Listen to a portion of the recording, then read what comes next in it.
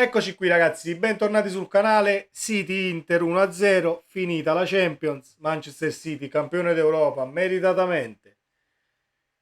Sì, meritatamente per il cammino che ha fatto il Manchester City, ha affrontato un Real Madrid, sicuramente l'Inter ha giocato una grandissima partita nell'unico modo possibile. I complimenti ad Inzaghi per come l'ha preparata, perché era l'unico modo per poter arginare questo City, ovviamente in base alla rosa dell'Inter. L'Inter solo così poteva giocarla, perché poi se lo andavi ad affrontare aperto rischiavi di capitolare in mezz'ora, perché il Manchester City ha gli uomini per far male e anche in poco tempo. Quindi andremo a parlare un attimo di questa partita, perché l'unica cosa che non è che non mi va giù, ma l'unica cosa che comunque va secondo me argomentata diversamente sono le dichiarazioni di alcuni. Dominio dell'Inter, dominio dell'Inter. Non si può dire dominio di una squadra, che sia l'Inter o qualcun altro, perché per dominare una partita per me devi creare 15 palle gol contro 2. Allora sì, c'è stato il dominio della squadra che ha creato le 15 palle gol e sono qui, sarò qui e posso essere qui a dare ragione alle dichiarazioni dominio dell'Inter, ma visto che se andiamo a vedere e ad analizzare le palle gol, le occasioni nitide che hanno avuto le due squadre, siamo lì.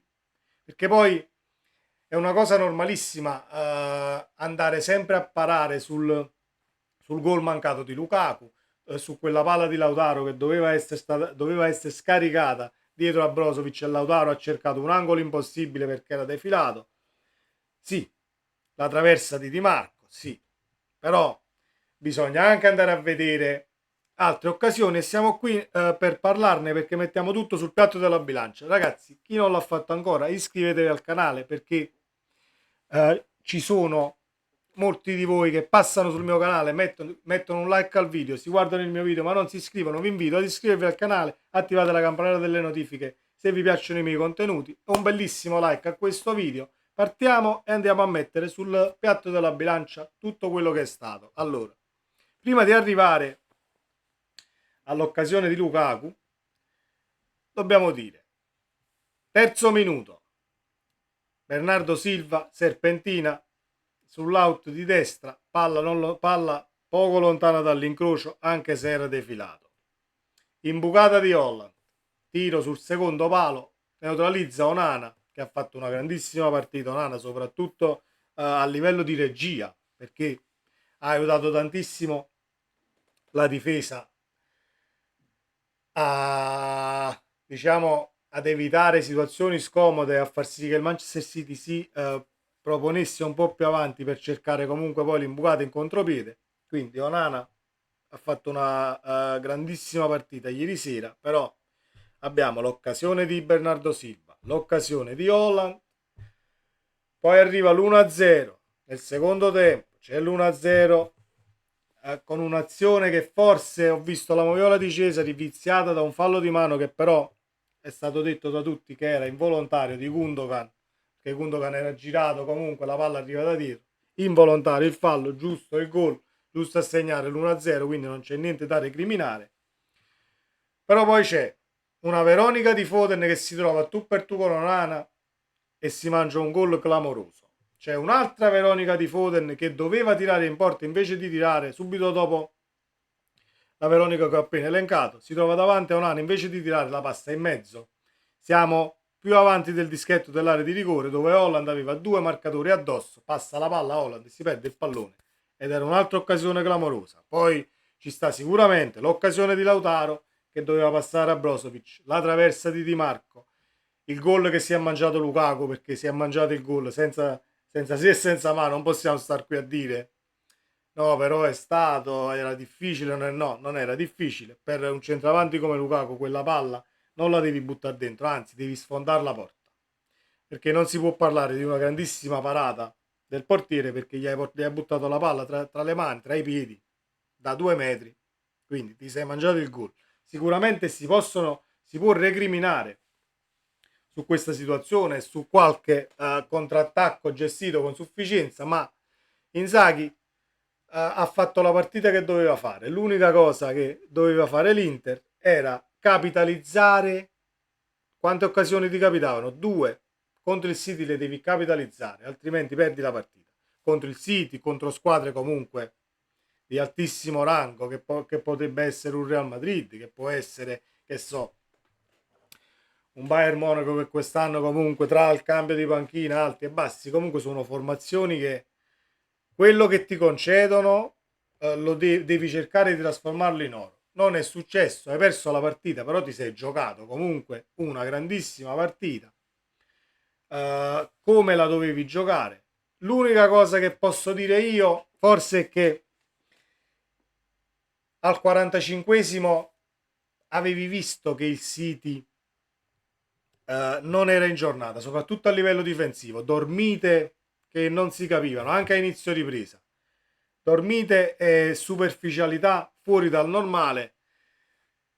Avresti dovuto usare qualcosina in più, però poi capisco il lato tattico di Inzaghi nel non volersi scoprire perché prendevi il gol e poi si chiudeva la partita come è stato, però poi dopo il gol l'Inter ha cominciato a giocare e a buttarsi in avanti.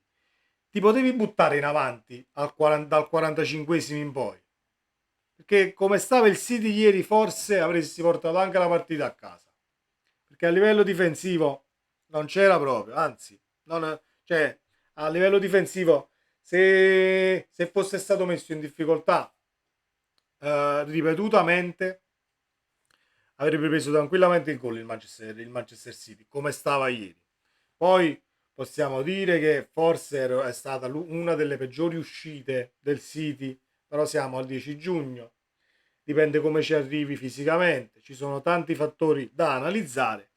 Fatto sta che l'Inter non ha demeritato, non ha fatto una brutta figura, così come può averla fatta per esempio una Roma, non giocandola quasi la partita. Sfortunata la Fiorentina, comunque 3 coppe, 3 finali e non portiamo nemmeno una coppa a casa. Le finali vanno giocate, si vincono, si perdono, però l'Inter secondo me ne è uscita a testa alta e poteva osare un tantino in più visto il City di ieri sera, perché il City di altre uscite, di molte altre uscite stagionali, era completamente ingiocabile. Ieri sera non si sarebbe arrivato con l'1-0 rischiando di pareggiare la partita, assolutamente. Però non sono macchine, quindi puoi trovare tranquillamente una giornata dove calano a livello di gioco, a livello fisico, a livello mentale. Ci sta la finale che comunque è una partita che per blasone e che a livello caratteriale devi affrontare in un determinato modo, ci può stare il calo di qualcuno, se ne poteva approfittare. Questo è un po' di rammarico perché ne potevi approfittare, secondo me, per i tifosi dell'Inter ci può stare. Però poi nel complesso della partita è stata una partita che non ha rispecchiato sicuramente le aspettative di una finale di Champions League, perché mi aspettavo qualche occasione in più, mi aspettavo diciamo meno spezzettamenti, ma è stata una partita comunque così. Alcune finali sono così ed è normale che poi finiscano di corto muso, come direbbe un certo Max Allegri. Quindi tutto sommato il risultato ci sta, perché la partita la vince chi la butta dentro. Con le finali le vince chi butta la palla dentro, soprattutto le finali con poche occasioni da rete e con squadre che da una parte non ti fanno giocare perché ti chiudono tutte le linee di passaggio e dall'altra non riesci ad esprimere il calcio a champagne. Quindi alle poche occasioni che ti si presentano bisogna capitalizzare. Questo è mancato all'Inter alla fine, tanto così. Questa era la mia opinione, ragazzi. Fatemi sapere la vostra nei commenti, iscrivetevi al canale se non l'avete ancora fatto. Ci vediamo nel prossimo video. Ciao.